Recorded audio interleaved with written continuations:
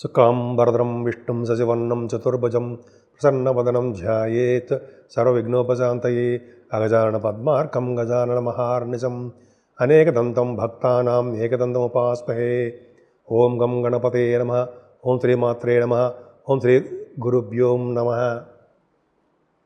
మా ఆది ఆస్ట్రాలజీని చూస్తున్నటువంటి మీ అందరికీ, అలాగే ఫారిన్ కంట్రీస్లో కూడా ఉంటూ నా ఆస్ట్రాలజీని చూస్తూ మా వీడియోలు చూస్తూ నన్ను ఎంతగానో ప్రోత్సహిస్తున్నటువంటి మీ అందరికీ పేరు పేరున నా హృదయపూర్వక నమస్కారాలు. అంతేకాదండి, మీకు ఈ వీడియోలు నచ్చితే సబ్స్క్రైబ్ చేయండి, షేర్ చేయండి మీ ఫ్రెండ్స్ సర్కిల్లో, అలాగే నన్ను ఆశీర్వదించండి. ఇప్పుడు మనం ఏప్రిల్ 6వ తారీఖు నుంచి 12వ తారీఖు వరకు కూడా 12 రాశుల వారికి ఎలా ఉండబోతోందో ఇప్పుడు మనం తెలుసుకుందాం.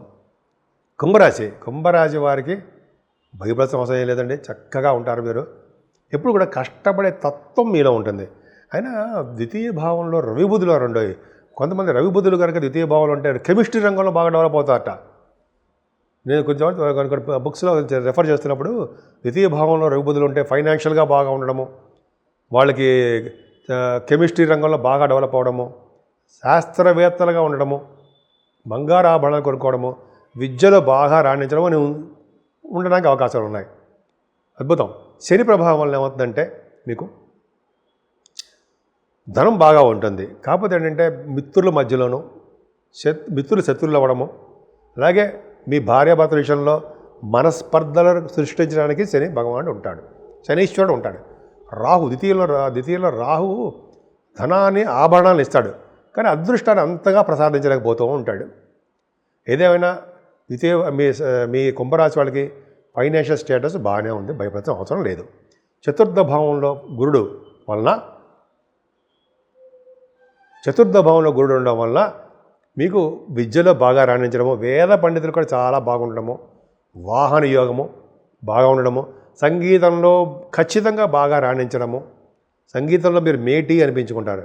అంటే మొనగాడు అంత అద్భుతంగా బ్రహ్మాండంగా చేయగలరు అని అనిపించిన తత్వం పేరు కూడా మీకు వస్తుంది. సరే, ఆ పక్క పెడితే వాహనాలు గృహాలు బ్రహ్మాండంగా ఉంటాయి. రైతులకి బాగా కలిసి వచ్చే కాలం అని చెప్పచ్చండి.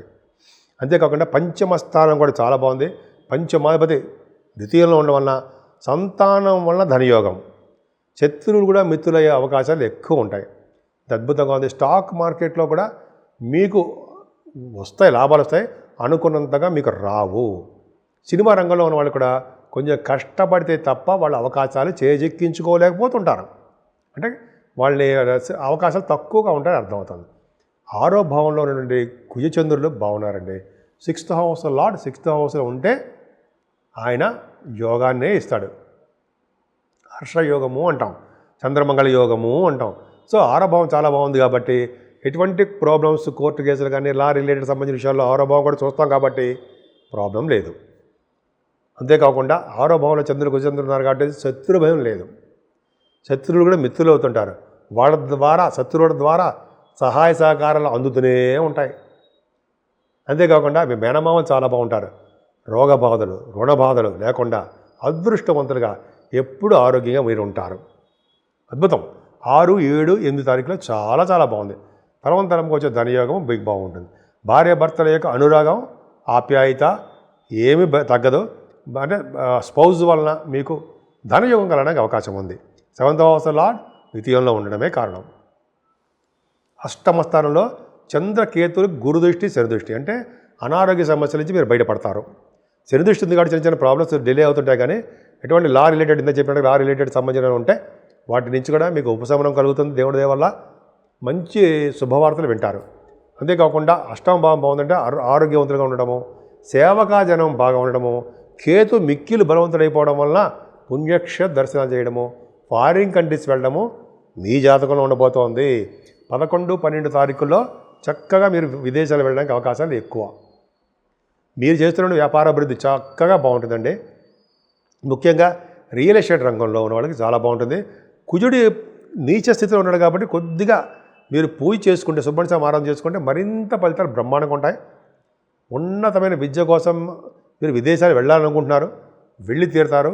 డబ్బులకి ఎటువంటి ఆటంకాలు ఉండవు. బ్యాంక్స్ లోన్స్ కూడా రావడానికి ఫైనాన్షియల్గా మీకు ఆదుకుంటారు.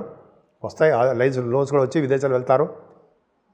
ఇంకా చెప్పాలంటే మీరు దగ్గర ప్రాంతంలోనూ దూర ప్రాంతంలోనూ వెళ్ళి స్నానాలు, నది స్నానాలు, పుణ్యనదుల స్నానాలు, గంగా స్నానాలు ఇవన్నీ మీకు ఉండడానికి అవకాశాలు ఎక్కువ. కుంభరాశి వారికి ముఖ్యంగా చెప్పేది ఏంటంటే ఉద్యోగ భద్రత ఉండి తీరుతుంది. ఉద్యోగంలో ప్రమోషన్స్ వస్తాయి. ముఖ్యంగా ఆడవాళ్ళు చెప్తున్నారండి, లేడీస్ కూడా మీకు చాలా కష్టపడుతున్నారు. ఖచ్చితంగా మీరు ఉద్యోగాల్లో భద్రత ఉంది. మంచి మంచి ప్రమోషన్స్ వస్తాయి. ఉద్యోగాలు కూడా వస్తాయి మీకు. బ్యాంకింగ్ రంగంలోనూ, విద్యా సంస్థల్లోనూ, ఈ chart accountancy, finance industries, finance and accounts అంటారు సార్, F&A, వాటిల్లోనూ మీకు ఉద్యోగాలు బాగా ఉండడము, ఉద్యోగాల్లో ప్రమోషన్స్ రావడము, పై అధికారుల చేత మన్ననలు, మీరే ఒక అధికారి పై ఆఫీసర్ చేత మీకు మంచి సపోర్ట్ ఉండడము, మీరు చాలా బాగా బేసిక్గా పనిచేస్తారని చెప్పి అనడము కాదంటారా? కష్టపడి పనిచేస్తారుగా మీరు, అవును కష్టపడి పనిచేస్తారు, సక్సెస్ అయి తీరుతారు. అందుకనే కూడా మీరు ఎప్పుడు నవ్వుతూ ఆనందంగా ప్రమోషన్స్ కొడుతూ ఉంటారు కదండి. కాకపోతే అంటే ఉన్న ఊరి నుంచి కొద్దిగా మీరు ట్రాన్స్ఫర్స్ అవ్వడానికి అవకాశాలు ఉన్నాయి. ఏదేమైనా 12వ భావం గురుదృష్టి వల్ల పర్ఫెక్ట్గా చక్కగా డబ్బులు మంచి వాటికి మీరు ఖర్చు పెడుతూ ఉంటారు. ధనయోగం మీకు ఉంది. ఎలా ధనం వస్తుందో అంతకంటే ధనం ఖర్చు పెడుతూనే ఉంటారు. ఎవరికైనా 12th హౌస్ లార్డ్ ద్వితీయ భావంలో ఉన్నాడు అంటే ఫారినే, అది రూల్. అలా మీకు ఫారిన్ యోగం క్లియర్గా తెలిసిపోతుందండి శని వలన. ఇంకా చెప్పాలంటే మీరు విదేశాలు వెళ్ళడము, సన్మానాలు జరగడము, అక్కడే కాదండి ఇక్కడ కూడా ఇండియాలో కూడా గుడులకి గోపురాలకి దానం ఇవ్వడము, అన్నదానాలకి దానం ఇవ్వడము, అలాగే చెరువులు బావులు అంటారు కదా, అవి తవ్వించడం మీరు చేయబోతున్నారు. చాలా అద్భుతంగా కుంభరాశి వాళ్ళకి భయపడాల్సిన అవసరం మాత్రం ఏం లేదండి. చక్కగా సంపూర్ణమైన ఆరోగ్యంగా ఉంటారు. మనకి ఎటువంటి కష్టాలు వచ్చినా మనల్ని ఆదుకునే దేవుడు ఎవరయ్యండి? శ్రీరామచంద్రుడు ఒక్కడే కదా. ఆయన మనకు 6వ తారీఖున శ్రీరామనవమి వస్తుంది. శ్రీరామచంద్రుడిని పూజిద్దాం, శ్రీరామచంద్రుడిని కళ్యాణం చేయించుకుందాం. అలాగే 12వ తారీఖున ఒంటిమిట్ట శ్రీరామచంద్రుడి యొక్క కళ్యాణం చేయించుకుందాం. పౌర్ణమి 12వ తారీఖు పౌర్ణమి రావడం వల్ల అమ్మవారిని కొలుద్దాం. ఇలాగా చేయడం వల్ల కుంభరాశి వాళ్ళు ఏమైనా కష్టపడతారంటారా? అన్ని రంగాల్లోనూ సుఖాలు అనుభవిస్తారు. కష్టాలు మనల్ని తీర్చి మనల్ని కాపాడే రాముడు ఒక్కడున్నాడు కదండి, ఒక్కడే శ్రీరామచంద్రుడు. మన కష్టాలు, ఎన్ని కష్టాలు వచ్చినా ఆయన్ని దర్శించుకోవడం వలన, ఆయన పూజలు చేసుకోవడం వలన, శ్రీరామచంద్రుడు కళ్యాణం చేయించుకోవడం వలన మనకి ఎటువంటి కష్టాలు వచ్చినా ఆయన మనల్ని తప్పకుండా కాపాడుతాడని నేను మనస్ఫూర్తిగా చెప్తున్నా. మనకి ఉగాది తర్వాత మొట్టమొదటి వచ్చే పండుగ శ్రీరామనవమి అండి. శ్రీరామచంద్రుడు, భద్రాద్రి రాముడు. నేను ఆ ఏరియాలో నేను చేశాను. 34 సంవత్సరాలు అక్కడే ఉన్నాను నేను. కొత్తగూడెంలో చేసినప్పుడు భద్రాచలం వెళ్తూ ఉండేవాళ్ళం. సరే, అది పక్కన పెడితే శ్రీరామచంద్రుడు అంటే నాకు బాగా ఇష్టం. ఆయన్ని ఎవరు వచ్చినా శ్రీరామచంద్రుడి దర్శనం చేయించేవాడిని. ఆ పక్కన పెడితే మనకి ఉగాది ఈ నెల 30వ తారీఖు వస్తుంది. దాని తర్వాత వచ్చే మొట్టమొదటి పండగ 6వ తారీఖుని మనం చేసుకునేది ఆంధ్ర తెలంగాణలలో అన్ని రాష్ట్రాల్లోనూ, ముఖ్యంగా మన ఇండియాలో కూడా చేసుకునేది అద్భుతమైన పండగ శ్రీరామనవమి. ఫస్ట్ పండగ అదే. సో ఆ రోజుని తెల్లవారుజామున లేచి తలంటే స్నానం చేసుకొని శ్రీరామచంద్రుడి యొక్క దర్శనము చేసుకుని ఇంట్లో శ్రీరామచంద్రుడి యొక్క అష్టోత్తరాలు చేసుకుంటూ, అలాగే పానకము వడపప్పు నైవేద్యం పెట్టడం అది ఇంపార్టెంట్ అండి. పానకం వడపప్పు ఎవరైతే నైవేద్యం శ్రీరామచంద్రుడికి పెడతారో వాళ్ళ భార్యాభర్తలు అనురాగం ఆప్యాయత అలా పెనవేసుకుని ఉంటారని మా పెద్దలు నాకు చెప్పారు. సో ఈ విధంగా మనం శ్రీరామచంద్రుడికి ఆ రోజు మనం శుభ్రంగా చక్కగా నీట్గా స్వామివారి యొక్క దర్శనం గుళ్ళకెళ్ళి చేసుకుందాం. 12 గంటలకి మంచి ముహూర్తం, అభిజిత్ లగ్నంలో మనకి కళ్యాణం జరుగుతుంది కదా, ఆ రోజు కళ్యాణం కూడా చూద్దాం. భద్రాద్రి కళ్యాణం. సో మన ఇంట్లో కూడా కళ్యాణం, మన శ్రీరామచంద్రుడిని తెల్లవారుజామున లేచి శ్రీరామచంద్రుడికి పూజ చేసుకోవడము, పిండి వంటల నైవేద్యం పెడతాం మనం. కొబ్బరికాయ కొట్టడం వలన మన దోషాలన్నీ పరిహారం అవుతాయి అంటారు, మన కోరికలు కూడా నెరవేరుతాయి అంటారు. కొబ్బరికాయ కొట్టడము, పానకం వడపప్పు నైవేద్యం పెట్టడము, అంతేకాకుండా శ్రీరామచంద్రుడికి మంచి అన్నీ అంటే రకరకాలమైన పిండి వంటలు చేసుకుని నైవేద్యం పెట్టడము చేస్తామండి, చెయ్యాలి. అంతేకాకుండా పానకము వడపప్పు అందరికీ పంచిపెట్టడము, చల్లని పానీయాలు కూడా మనం దానం ఇవ్వడము. ఇది ఎండాకాలం కాబట్టి 12 గంటలకి మనకి అద్భుతమైన కళ్యాణం శ్రీరామచంద్రుడు భద్రాద్రి కళ్యాణం. నాకు బాగా ఇష్టం భద్రాద్రి కళ్యాణం జరుగుతుందంటే ఎటువంటి ప్రాబ్లమ్స్ వచ్చినా మనకి అంటే కష్టాలు, ఎటువంటి కష్టాలు వచ్చినా, ఎటువంటి అనారోగ్య సమస్యలు వచ్చినా మనల్ని కాపాడే భగవంతుడు ఉన్నాడా ఎవరయ్యా అంటే ఒక్క శ్రీరామచంద్రుడేనండి. అద్భుతం. ఆయన కళ్యాణం చేయించుకుందాం. వీలుంటే భద్రాచలం లేకపోతే మన దగ్గర ఉన్న గుళ్ళలో దర్శనాలు చేసుకుందాం. సో కళ్యాణం రోజుని మన ఆంధ్ర తెలంగాణ గవర్నమెంట్ నుంచి మనం శ్రీరామచంద్రుడికి పట్టు వస్త్రాలు కూడా సమర్పిస్తాం. ఎంత అద్భుతం చూసారా? పట్టు వస్త్రాలు సమర్పించడము, కళ్యాణం మన టీవీల్లో కూడా చూడడం మనకు అదృష్టము. అలా చూడడం వల్ల మనకు ఉన్నటువంటి దోషాలు ఏమైనా పరిహారం అయిపోతూ ఉంటాయి.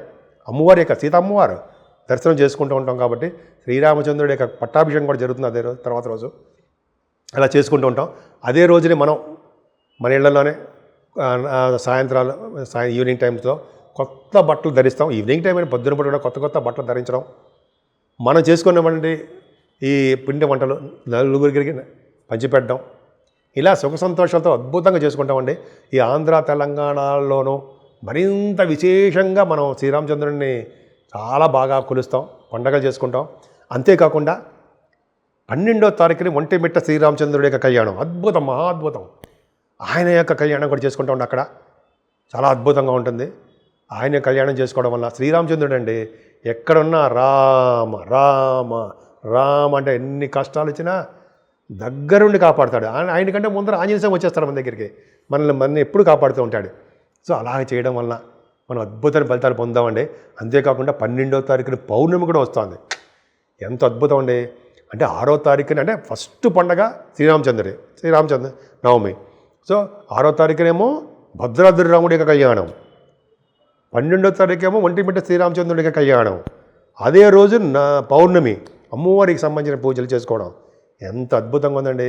సో 12 రాసుల వాళ్ళు, నేను చెప్పదగ్గ చిన్న విన్నపం ఏంటంటే 12 రాసుల వాళ్ళు, అన్ని నక్షత్రాల వాళ్ళు కూడా మనం శ్రీరామచంద్రుడిని కొలుద్దాం. శ్రీరామచంద్రుడి యొక్క కృపా కటాక్షాలకి మనం పాత్రులు అవుదాం. ఆయన యొక్క ఆశీస్సులు తీసుకోవడం వలన ఈ సంవత్సరం మొత్తం నెక్స్ట్ ఇయర్ మళ్ళీ శ్రీరామనవమి వచ్చేంత వరకు కూడా ఆయన యొక్క ఆశీస్సులు మనకి తోడుగా ఉండాలని మనం మనస్ఫూర్తిగా కోరుకుని ఆ శ్రీరామచంద్రుడికి కళ్యాణం చేద్దాం. దగ్గరలో ఉన్న వాళ్ళందరికీ మన తృప్తి, మన యొక్క తహాద కొద్దీ అన్నదానం కానీ, వస్త్రదానం కానీ, పానీయం అంటే నీళ్లు, మంచి నీళ్లు, చల్లటి నీళ్లు అలా దానం చేయడం వల్ల మన తర్వాత తరాల వాళ్ళు కూడా మంచి లోకాల్లో ఉంటారని మనం పురాణాల ద్వారా తెలుసుకున్నాం.